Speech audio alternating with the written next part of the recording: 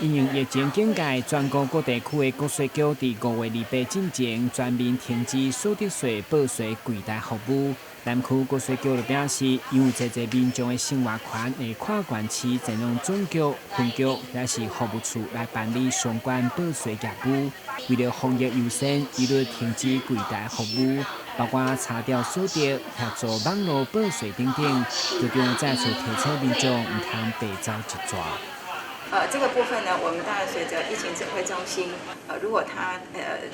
再提升到3级，其实我们已经有开会讨论怎么样去做我们这个现场人潮的一个安全控管的措施，包括我们同仁呢，每个申报的这个责任区，我们都会有酒精的消毒，哈，就是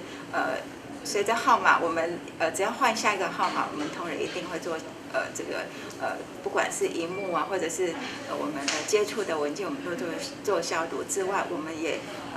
在帮同仁采购一些口罩，还有一些这个手套，让同仁可以维持安全的这个作业情况。那再提醒我们观众朋友，就是还是鼓励大家不要来国税局完成申报，你只要在国税局以外的场所完成网络申报，或者是税额试算回复确认的。如果你是退税的民众，那么我们依然可以让你适用第一批，也就是在7月底就完成退税的这个作业。因应疫情，今年报税延到6月30，南区国税局嘛呼吁民众为了保护家己，嘛保护别人，也是请民众在疫情期间多用手机啊，或者是网络报税，降低人群接触风险。大家都知道疫情的严峻，大家也尽量